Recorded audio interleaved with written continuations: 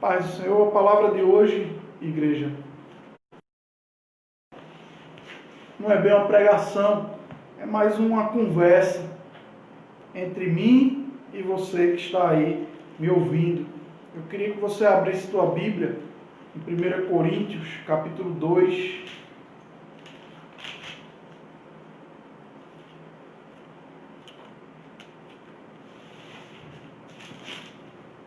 Primeira Coríntios, capítulo 2, versículo 1 e 2, para começar.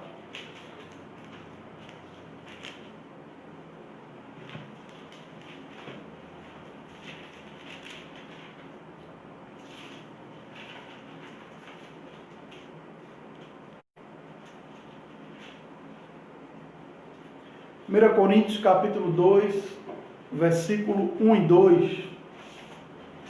Diz assim: E eu, irmãos, quando fui ter convosco, anunciando-vos o testemunho de Deus, não fui com sublimidade de palavras ou de sabedoria, porque nada me propus saber entre vós, senão a Jesus Cristo, e este crucificado. Então, a palavra de hoje é uma reflexão entre os capítulos 1, 2 e 3 de 1. Nesses 3 primeiros capítulos, o apóstolo Paulo ele faz ali uma apresentação da pessoa dele, como apóstolo, como servo de Cristo, e ele começa a discorrer sobre alguns problemas que estava tendo na igreja de Coríntios e que ele ficou sabendo. E ali ele, entre esses problemas que ele ficou sabendo, ele coloca na mesa, na sua carta, aquilo que mais importa.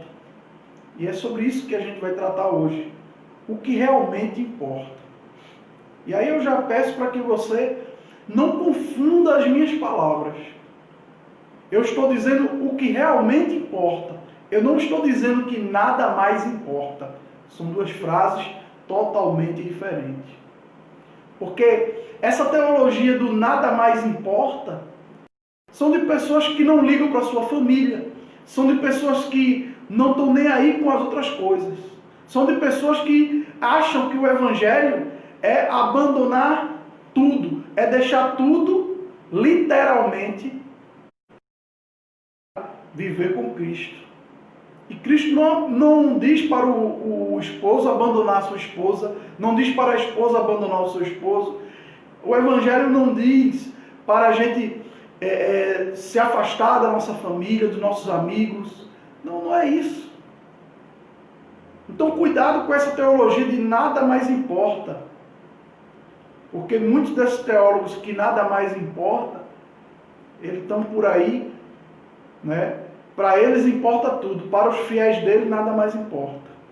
Para eles importa tudo, importa ter um carro bom do ano, importa ter uma casa, importa ter tudo, mas para os fiéis dele nada mais importa. Então temos que ter esse cuidado. Eu não estou dizendo aqui que nada mais importa. Eu estou dizendo aqui o que realmente importa, o que é mais importante. Porque temos preferência muitas vezes na nossa vida. Temos que escolher. Você vai fazer uma feira, você vai escolher ali. Se você está com pouco dinheiro, você vai escolher o que mais importa. Se você está com pouco dinheiro, você não vai levar iogurte, você não vai levar biscoito recheado, você vai levar feijão, arroz, cuscuz, o que realmente importa, o que vai encher. Então é nesse sentido que eu estou falando, o que realmente importa. Não que as outras coisas não importem, mas o que mais importa é esse assunto. É isso que nós vamos falar aqui, que o apóstolo Paulo já disse no versículo 1. Ele diz: E eu, irmãos, quando fui ter convosco, anunciando-vos o testemunho de Deus, não fui com sublimidade de palavras ou com sabedoria. Ele foi ter com os coríntios dando a eles o testemunho de Deus. E qual é o testemunho de Deus? É a pregação do Evangelho. Isso é o que realmente importa. A pregação do Evangelho. E Deus, mostra para a gente na sua palavra o que é a pregação do Evangelho.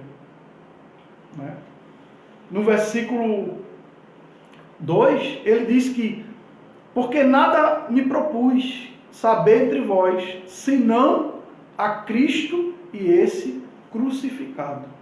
Então, as boas novas é Cristo e esse crucificado, morto por nós naquela cruz. O que realmente importa. Um pregador ele pode falar de tudo que ele quiser. Um pregador ele pode se expressar de diversas maneiras, de diversos modos.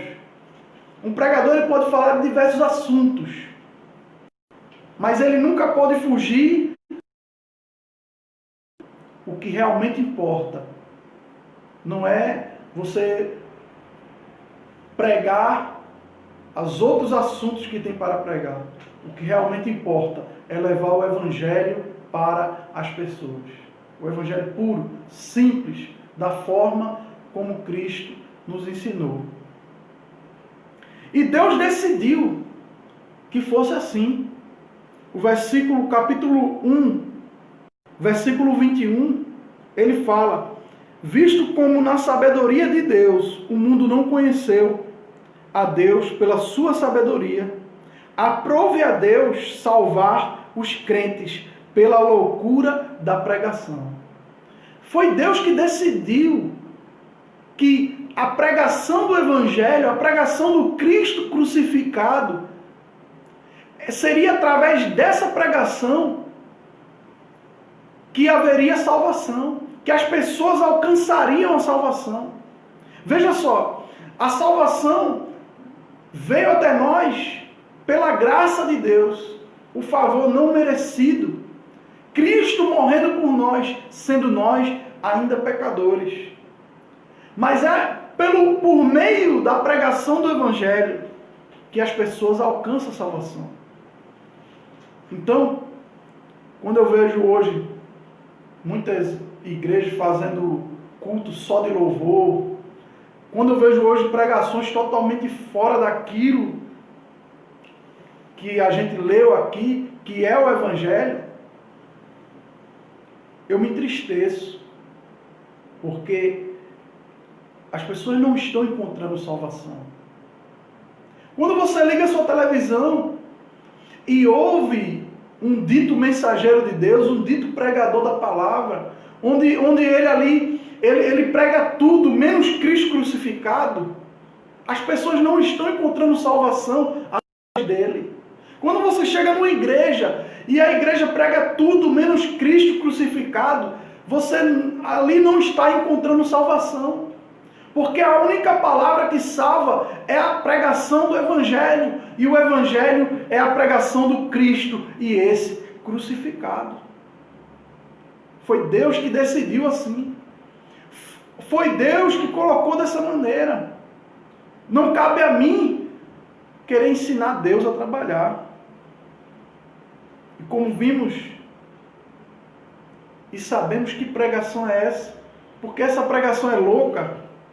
O versículo 23 e 24 do capítulo 1, ele diz aqui: porque nós pregamos a Cristo crucificado, que é escândalo para os judeus e loucura para os gregos, ou para os gentios, dependendo da sua tradução.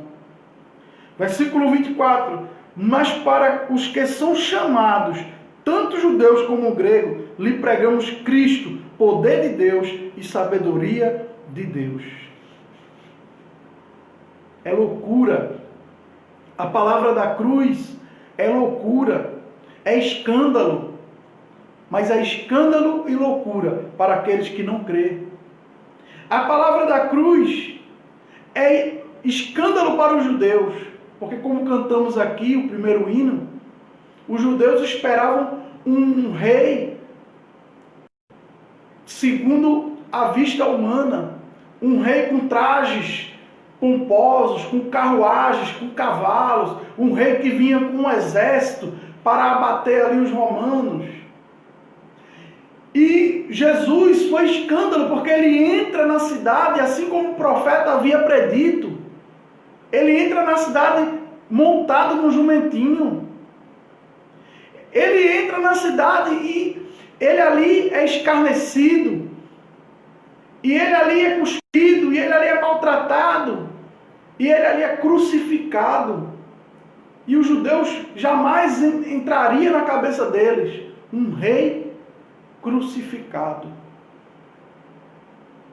Então, é escândalo para os judeus, porque os judeus olharam para Jesus e viram Jesus derrotado na cruz.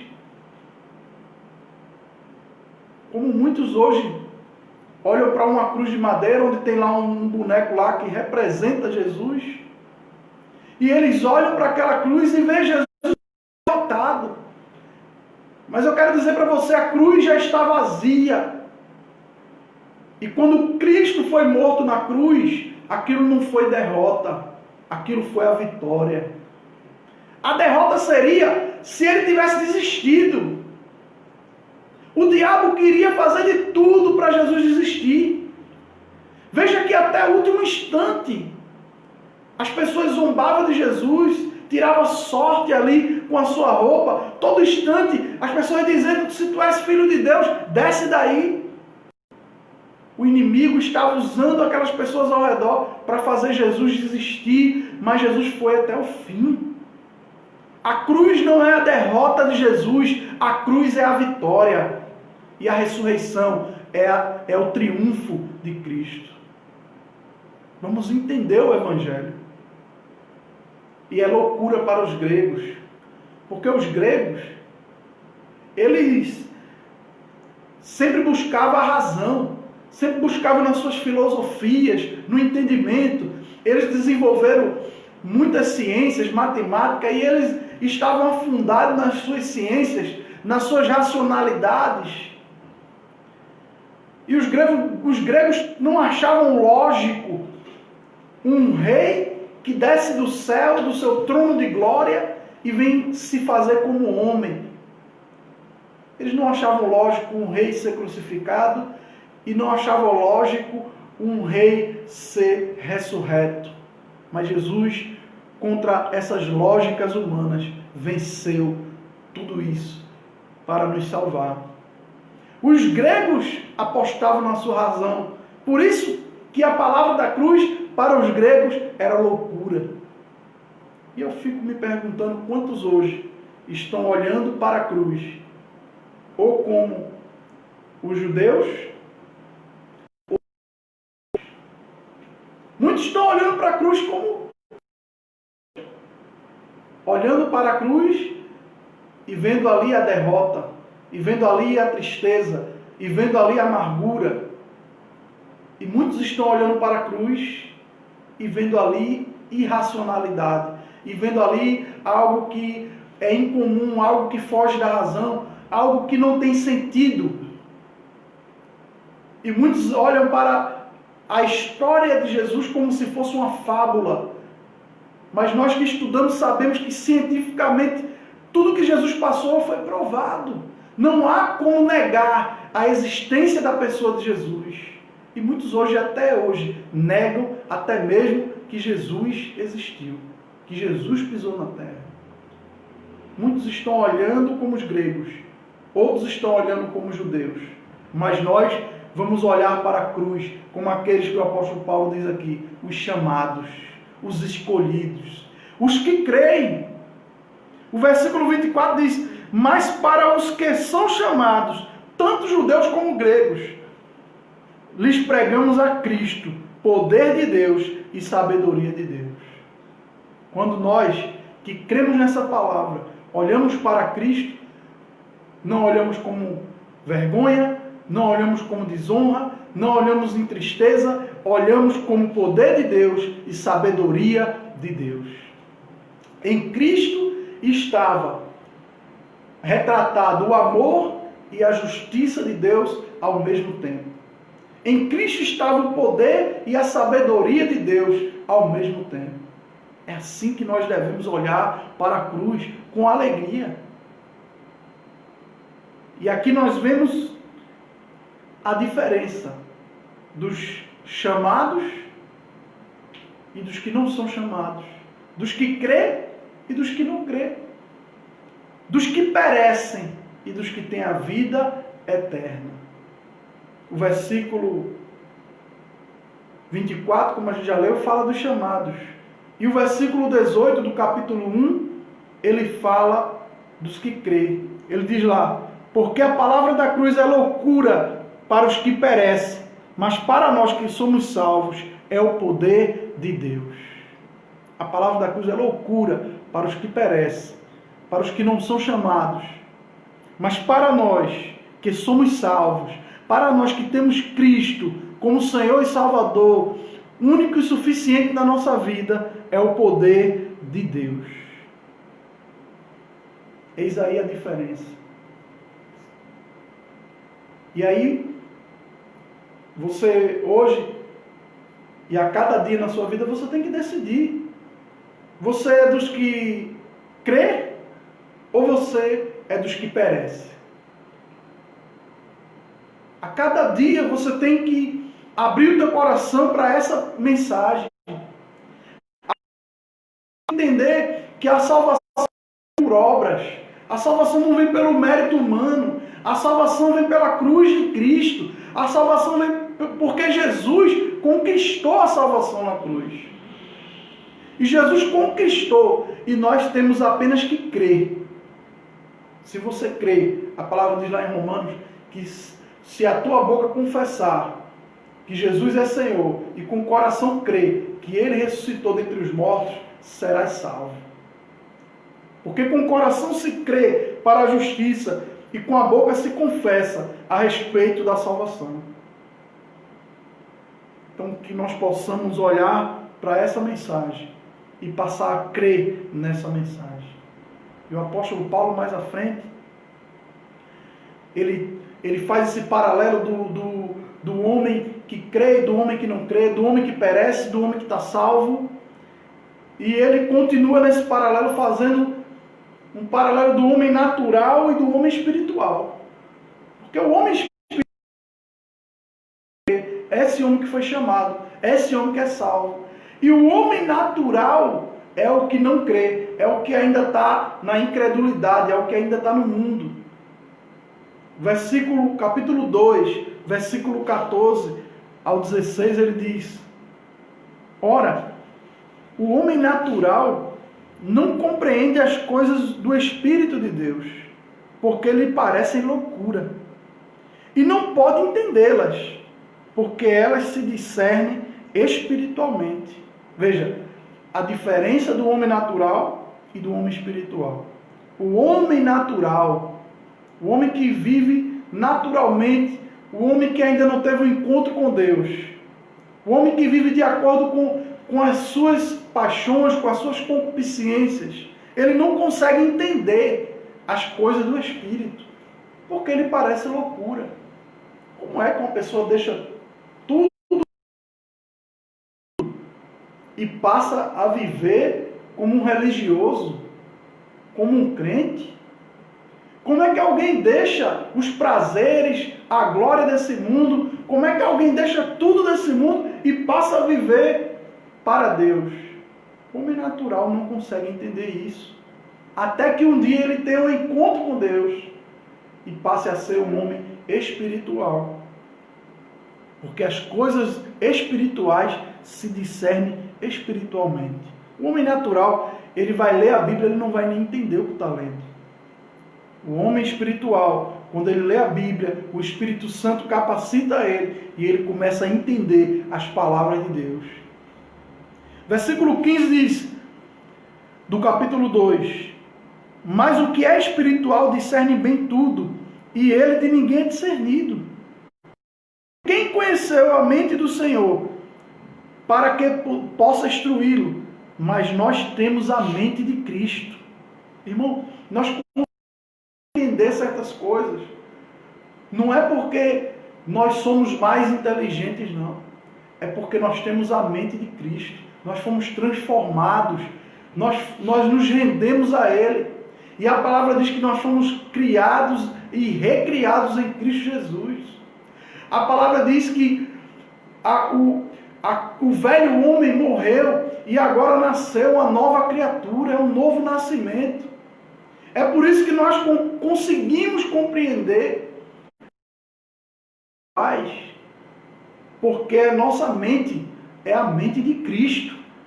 Nós fomos transformados à imagem e semelhança dele. A cada dia, o apóstolo Paulo diz, eu me despeço do velho homem. A cada dia o velho homem vai embora. A cada dia eu arranco alguma coisa do velho homem e prossigo para o alvo, para Cristo, autor e consumador da minha fé. Nós temos que entender, diante dessa palavra, mais uma pergunta é feita. Existem homens naturais dentro da igreja? Existem pessoas, ou na igreja só existe homens espirituais, mulheres espirituais? Será que na igreja existem homens naturais? Sim. E existe até pior. Na igreja existe o homem carnal. Qual é a diferença, pastor, do homem espiritual, do homem natural e do homem carnal? O homem espiritual, já falei, é aquele que conhece a Deus, que vive de acordo com a palavra de Deus, que tenta a cada dia se desfazer do velho eu, do velho homem. O homem natural é aquele que não teve um encontro com Cristo, é aquele que nunca soube da palavra, que não conhece a Bíblia, não teve um encontro com Deus. E o homem carnal é aquele que já Deus, mas volta, é aquela porca depois de lavada que volta para a lama. O homem carnal é aquele que, mesmo conhecendo a palavra, mesmo sabendo da palavra de Deus, ele continua na sua pecaminosidade, continua fazendo o que lhe apraz, continua vivendo a sua vida. Ele sabe que a palavra diz e ele faz o contrário. Esse é o homem carnal. E o apóstolo Paulo, continuando, né, o capítulo 3, ele fala desse homem carnal. Ele diz: e eu, irmãos, não vos pude falar como a espirituais, mas como a carnais, como a meninos em Cristo. Com leite vos criei, e não com manjar, porque ainda não podeis, nem tampouco agora podeis. Porque ainda sois carnais, pois havendo entre vós inveja, contenda e dissensões, não sois porventura carnais, e não andais segundo os homens? Então veja, o que demonstra que ainda somos carnais? O que demonstra que ainda temos que mudar muito?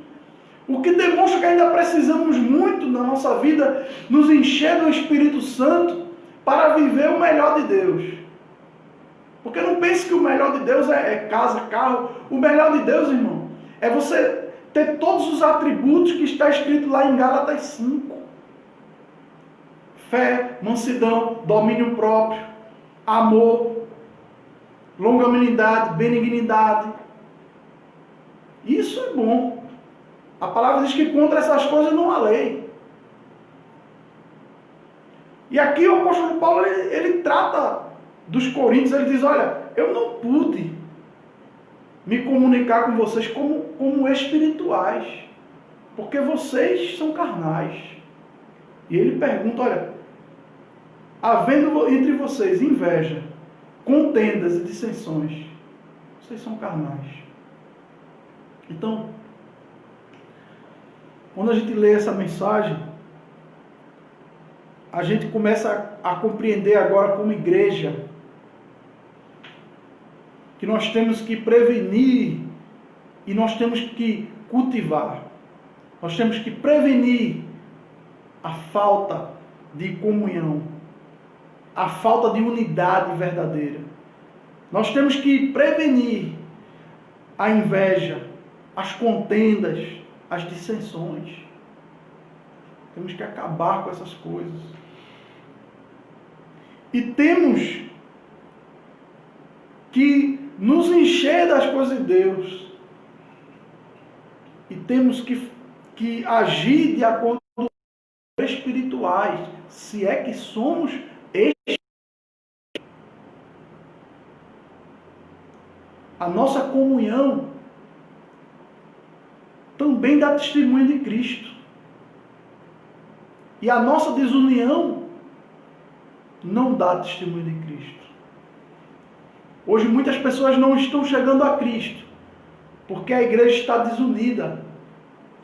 Tanto na própria igreja local, como entre as denominações. Há desunião, há inveja, há contendas. Pessoas disputando. Pessoas querendo uma ser melhor do que a outra. E isso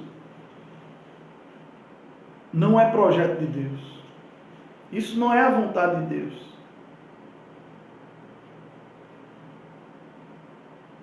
A nossa falta de comunhão, ela só escancara a nossa soberba e o nosso orgulho e a nossa insensatez. Isso eu estou pregando para você, estou pregando para mim, para todos aqui. É uma verdade. A nossa falta de comunhão, ela escancara, ela mostra a nossa soberba. Porque queremos ser melhor do que o outro. Nos achamos melhores do que os outros. Ela escancara o nosso orgulho. Porque muitas vezes a gente sabe que está errado, a gente sabe que estamos fazendo o errado, mas a gente não vai fazer o certo, a gente não dá um passo para fazer o que é certo. E ela escancara a nossa insensatez, porque demonstra que não temos sabedoria nenhuma, demonstra a nossa falta de sabedoria. Quão bom seria que deixássemos a nossa soberba de lado e nos empreendêssemos no que realmente importa.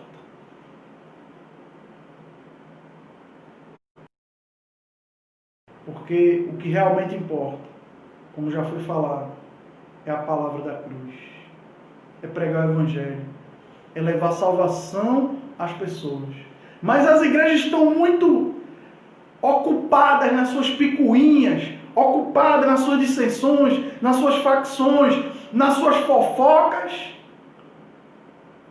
e não consegue dar tempo para pregar o Evangelho, não consegue ter tempo para fazer realmente a obra de Deus, que é pregar o Evangelho a toda criatura. Quem crê e for batizado será salvo, quem não crê já está condenado.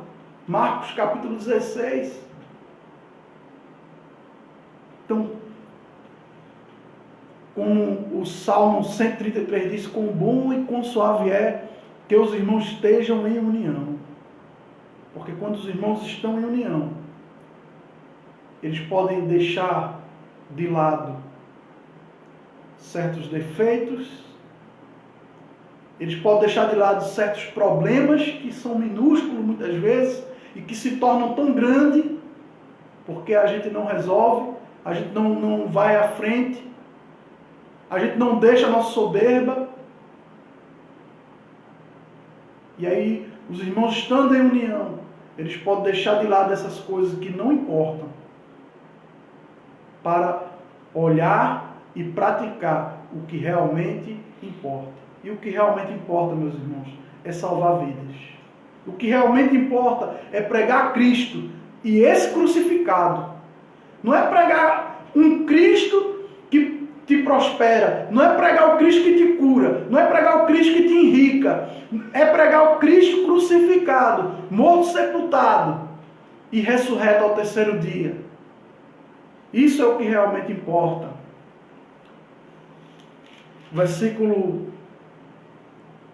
do capítulo 3, versículo 7 ao 9, para a gente finalizar, dentro desse mesmo assunto, ele diz assim: Pelo que nem o que planta é alguma coisa, nem o que rega, mas Deus que dá o crescimento. Ora, o que planta e o que rega são um, mas cada um receberá seu galardão segundo o seu trabalho. 9. Porque nós somos cooperadores de Deus. Vós sois lavouras de Deus e edifício de Deus. E aí, você percebe que ele diz, olha, nem o que planta é alguma coisa, nem o que rega é alguma coisa. Quem é alguma coisa é Deus, que dá o crescimento. Nós temos que entender, não somos nada. Por isso a gente deve deixar o orgulho, a insensatez, a soberba de lado. Olhar para o que realmente importa. Porque ele diz assim, olha, nós quem? Ele está falando dele, Apolo, Pedro. E ele diz, nós, os apóstolos, somos cooperadores de Deus. Vós sois lavoura de Deus e edifício de Deus. Eles são cooperadores. Eles é que planta, eles é que rega a lavoura de Deus. E Deus é que dá o crescimento da lavoura dele. Só que aí eu finalizo essa palavra de hoje fazendo uma pergunta para você. E essa pergunta é muito importante.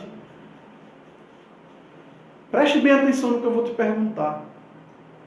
Até quando você vai ser lavoura? Até quando você vai ser lavoura? Até quando as pessoas vão estar plantando, regando em você o Evangelho? Até quando você vai estar, como no início do capítulo 3, bebendo leite? Até quando você vai estar como um menino? Até quando você vai estar como um homem carnal? Até quando você vai ser lavoura? Você nunca vai passar para o outro lado, não, e ser cooperador? O apóstolo Paulo, ele diz, somos cooperadores e vós lavoura. Mas chega um tempo que aquele que é lavoura tem que passar a ser cooperador. Tem que passar a plantar o Evangelho, tem que passar a pregar o Evangelho, tem que passar a viver o Evangelho, tem que passar a fazer a vontade de Deus, tem que passar a salvar almas, salvar vidas. A Bíblia diz, aquele que ganha almas, sábio é. A Bíblia diz, quão formosos são os pés daqueles que anunciam as coisas boas. Até quando você vai ser o semeador? Até quando você vai ser a semeadura e não vai ser o semeador? Qual o dia que você vai passar a semear? Qual o dia que você vai passar a cooperar com a obra de Deus? Qual o dia que você vai começar a deixar de lado as coisas pequenas e passar a olhar para o que realmente importa? Até quando você será lavoura? Infelizmente, tem pessoas que entram na igreja, passam a vida inteira na igreja, e nunca deixa de ser lavoura para ser cooperador. A vida inteira é lavoura. Glória a Deus, que a lavoura vai ser salva. Glória a Deus. Mas a palavra diz aqui no versículo 8, que cada um receberá o galardão segundo o seu trabalho. A salvação está garantida para todos nós, que recebemos Jesus como nosso Senhor e Salvador. Que cremos em Jesus. Mas o galardão é a recompensa pelo nosso trabalho. E eu quero chegar naquele grande dia e ter um ótimo galardão para mim. Não vai ser o melhor, não vai ser o maior galardão, porque eu sei que ainda tenho muita coisa para mudar, ainda tenho muita coisa para fazer, tem muita coisa que eu já deixei de fazer, que era para ter feito na obra de Deus. Mas eu tento cada dia fazer a obra de Deus, porque eu sei que tem um galardão me esperando. Eu quero dizer para você, comece a orar a Deus, pedir a Deus, Senhor, eu quero deixar de ser lavoura, eu quero começar a ser cooperador na tua obra, eu quero começar, Senhor, a dar as mãos ao pastor, a dar as mãos aos meus presbíteros, a dar as mãos, Senhor, aos obreiros da igreja, Eu quero começar a dar as mãos para fazer a tua obra, para fazer a tua vontade. Senhor, eu quero deixar de ser lavoura. Eu quero começar a ganhar almas para ti. Eu quero começar a fazer a tua obra. Eu quero começar a pregar o Cristo e esse crucificado. Amém? Isso é o que realmente importa. Então vamos orar. E até quarta-feira, o nosso estudo do livro de Oséias, capítulo 5 do livro de Oséias. Estaremos aqui quarta-feira. Amém? Senhor Deus, a Ti rendemos graças, Senhor. A Ti rendemos todos os louvores. Recebe, Senhor, a nossa adoração. Recebe, Pai, o louvor que Te apresentamos hoje. Ó Pai, recebe, Senhor, as nossas orações e essa mensagem. Porque o culto é Teu. É tudo para Ti, Senhor. Por isso eu te peço, recebe em nome de Jesus. Obrigado, Senhor. Porque eu tenho convicção que o Senhor falou conosco hoje, através dessa mensagem. Tenho convicção que quando abrimos a Tua palavra, o Senhor está falando conosco. Não precisamos, Senhor, de profetas, não precisamos de sonhadores, não precisamos de reveladores. Só precisamos que o Senhor fale como o Senhor quiser, da forma que o Senhor quiser. E sabemos que o Senhor trabalha através da Tua palavra. O Senhor não deixou a Tua palavra à toa. O Senhor deixou a palavra para que pregamos. Senhor, nos ajuda, nos fortalece a cada dia, para que possamos pregar o que realmente importa. Para que possamos falar do que realmente importa. Para que deixemos de lado, para que deixemos, Senhor, os pequenos problemas de lado e olhemos para Ti, Senhor, autor e consumador da nossa fé. Ó Pai, abençoa a todos que estão ouvindo nesse momento. Abençoa, Pai, as famílias. Abençoa o nosso país. Abençoa, Senhor, os habitantes lá da África, que poucos são lembrados na mídia, que poucos são falados na mídia.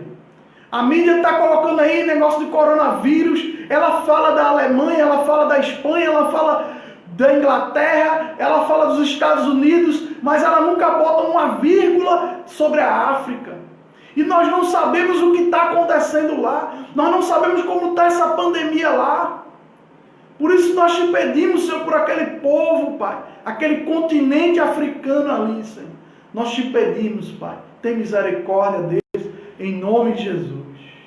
Abençoa os missionários que estão na África, que estão na Ásia, no Oriente Médio. Abençoa esses missionários, Senhor, porque eles enfrentam tudo, eles deixam tudo para ir lá e pregar Cristo e esse crucificado. Obrigado por tudo, Senhor. Em nome do Pai, do Filho e do Espírito Santo de Deus. Que o amor de Deus, a graça do nosso Senhor e Salvador Jesus Cristo, a comunhão e as divinas consolações do Espírito Santo seja com todos, desde agora e para todos sempre.